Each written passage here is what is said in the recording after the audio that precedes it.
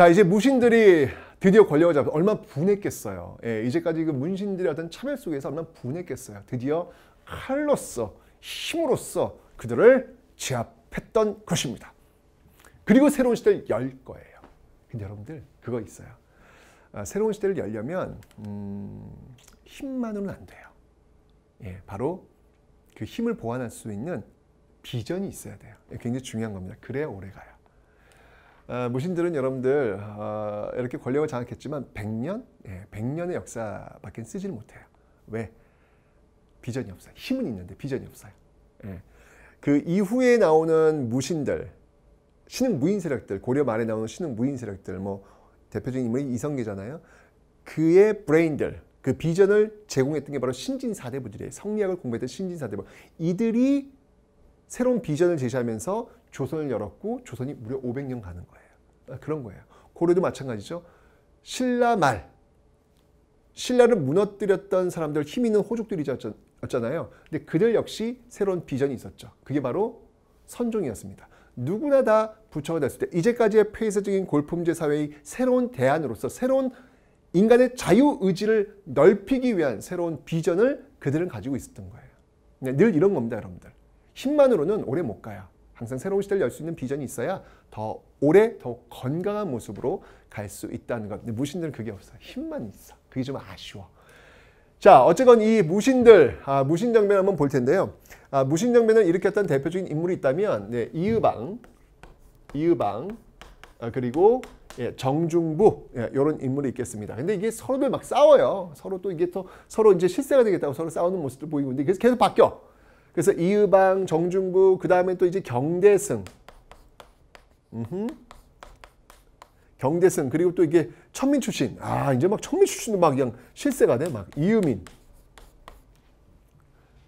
옛날에 이제 그 드라마에서 이덕화 아저씨께서 이제 이유민 역할을 했던 그런 기억이 나는데, 어쨌건 이런 모습들 보이다가 드디어 조금 안정화로 접어든 게 이제 최충원 단계, 최씨 무신 정권. 서로 뭐 권력 잡겠다고 막 싸우다가 드디어 권력을 장악한 게 바로 최충원 때입니다. 이 최충원 나름대로 또 개혁안을 제시하는 그런 것도 슬쩍 보이긴 해요. 슬쩍 뭔가 비전인가? 라는 모습 슬쩍 보이게 해요. 여기 이제 봉사 10조. 예, 왕에게 시무책을 올린 거예요. 예, 봉사 10조 이렇게 올리기도 하는데, 예, 뭐 이렇게 그렇게 본질적인 어떤 그런 모습들은 보이지 못합니다. 어쨌든 근데 그의 아들 최후까지 이렇게 좀 안정화된 모습으로 쭉 연결되는, 예, 그런 모습들이 지금 나타나고 있더라라고 하는 거, 요거 기억해 놓으시면 되겠습니다. 알겠죠?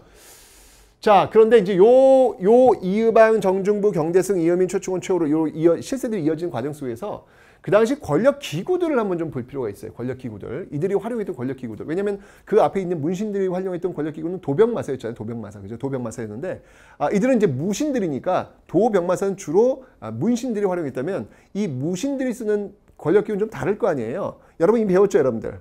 도병마사 할 때 우리 배웠습니다. 무신들의 권력 기구는 무엇이 있었다? 맞습니다. 바로 중방이라는 게 있었죠. 중방.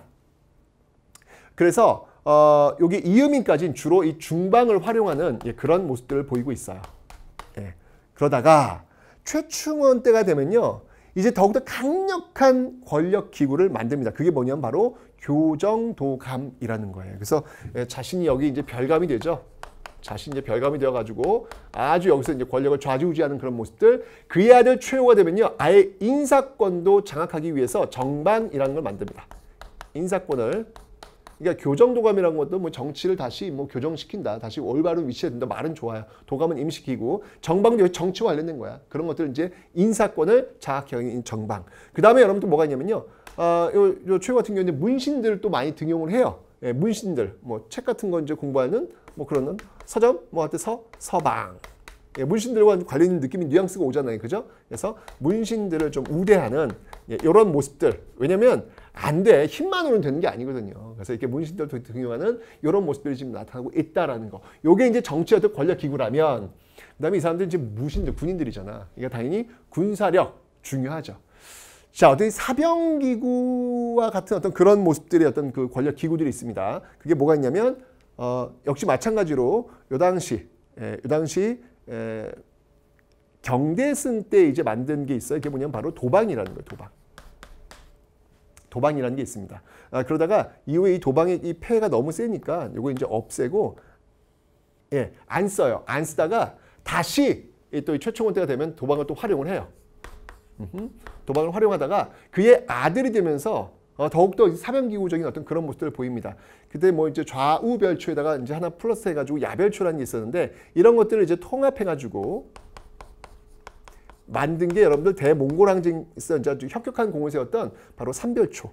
그러니까 이제 이런 데서 나오는 어떤 배경들이다라는 거. 그러니까 자신의 어떤 그 권력을 이게 새로운 시대의 어떤 비전을 갖고 이렇게 밀고 나가야 되는데 그게 안 되니까 이게 힘으로만 어떻게든 유지하려는 강제로 유지하려는 또 그런 모습들이 보인다는 얘기죠. 이러면 여러분 오래 못 가요.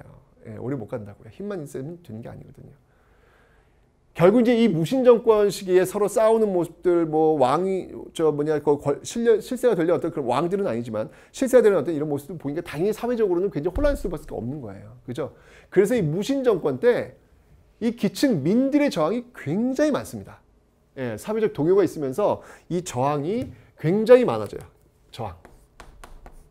자, 그 저항을 한번 무신 정권에 대한 저항을 한번 좀 살펴볼 텐데, 자, 우선 귀족들, 그러니까 이제 문벌 귀족들 그 출신들이 있을 거 아니에요. 기회를 엿보고 있을 거 아니야. 이것들이 지금 말이야 무신들이 말이야 지금 이게 하면서 그 저항이 있어요. 그걸 했던 인물들이 누구냐면 김보당은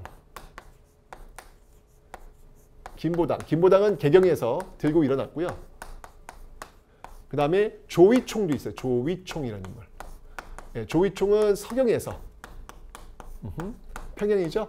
예, 서경에서 들고 일어났습니다. 이들은 모두 귀족 출신이다라는 그런 특징을 가지고 있습니다. 귀족 출신들. 근데 이런 귀족 출신들뿐만 아니라 기층민들도 들고 일어나요. 그 대표적인 사건이 바로 이 망이 망소의 난이다라는 겁니다. 이 망이 망소의 난이 일어난 곳은 어디냐면요. 공주 명학소예요. 공주 명학소. 자, 굉장히 중요한 포인트가 나왔습니다, 여러분들. 여기서 주목할 게 뭐냐면 공주와 소라는 거예요. 자, 공주는 여러분들 우리 그 앞에서 배웠죠. 구석기 유적지 공주 석장리 기억하시라 그랬고, 그리고 고대에서 백제의 도읍지였어요. 웅진이었습니다. 그리고 고려시대 때는 이 무신정권 때 망이 망소의 난이 일어난 장소예요. 그리고 조선시대로 가면 동학농민운동, 우금치 전투가 또 벌어진 곳. 그러니까 역사에서 겹겹이 벌어지고 있는 어떤 사건들을 한번 좀 정리해둘 필요가 있고, 그 다음에 망이 망소의 난이 일어난 곳이 어디냐면 소예요. 소는 제가 뭐라 그랬죠? 특수행정구역이고 수공업자들이 이렇게 모여있는 그런 공간이다 라고 했잖아요. 그래서 이 공주 명학소에서 망이 망소의 난이 일어났다라는 거 기억하시면 되겠습니다. 그 다음에 또 있어요. 바로 이 김삼이 효심의 난이라는 게 있습니다. 운문초전에서 김삼이 효심의 난. 운문초전. 여기 경상도 쪽이에요. 이게 일어납니다. 자, 이렇게 이제 막 들고 일어나는 모습들, 뭐 쌀겠다 갈아보자 라고 들고 일어나는 거예요. 자, 이 망이망소의 난과 그리고 바로 이 김삼이 효심이 난의 어떤 그 주체들, 이 주체들은 누구다? 얘들은 바로 얘들은 바로 양민들, 양민 출신들, 양민들이 이렇게 지금 난을 일으키고 있다라는 겁니다. 근데 여기만 그친 게 아니에요. 저 밑바닥에 있는 천민들도 들고 일어납니다. 이게 바로 이 최충원 시대에 있었던 만적의 난. 이건 이제 개경에서 벌어지거든요. 이거는 개경에서 벌어집니다. 이 개경에서 벌어지는데 이건 놀랍게도 여러분들 신분해방을 또 주장해요. 중요합니다, 여러분들. 이건 신분해방을 또 들고 나옵니다. 만적의 난은요. 노비 출신인데 요 이제 신분은 쭉 가면은 바로 천민. 네, 신분으로는 천민, 노비 출신 이렇게 일어난다는 얘기죠. 이때 이제 뭐라고 했냐면 만적이 사람들을 모아놓고 왕후장상의 씨가 따로 있으랴라는 얘기를 해요. 와우. 여러분들 이 당시에 노비로 산다는 것은 억울함이 있을까요? 난 왜 노비지? 이런 억울함이 있을까요? 일반적으로 그런 억울함 없어요. 왜냐하면 신분제 사회에서 내가 노비로 태어나면 이건 너무 당연한 질서야. 이 질서를 깨고 여기에 대해서 반기를 들고 이거 아닌 것 같은데 라는 의문을 제기한다? 쉬운 게 아니에요. 지금 우리가 민주사회에 살고 있으니까 그게 가능하지만 이 당시는 그게 쉬운 게 아니라고요. 그런데 그런 사회에 왕후장상의 씨가 따로 있으랴. 노비가. 이런 얘기를 한다? 저는 영웅이란 어떤 존재일까? 영웅이란 그 시대의 시스템 말고 그 시대보다 앞서가는 시대의 모습을 그려내면서 그곳을 가르치는 사람들, 저는 그런 사람들이 바로 그 시대의 영웅들이 아닐까라는 생각이 듭니다. 만적이 바로 그런 모습을 보인 거죠. 비록 만적이 나는 실패로 돌아갔지만 만적이 그리려고 했던 그 그림을 지금 우리가 보여주고 있잖아요. 그죠?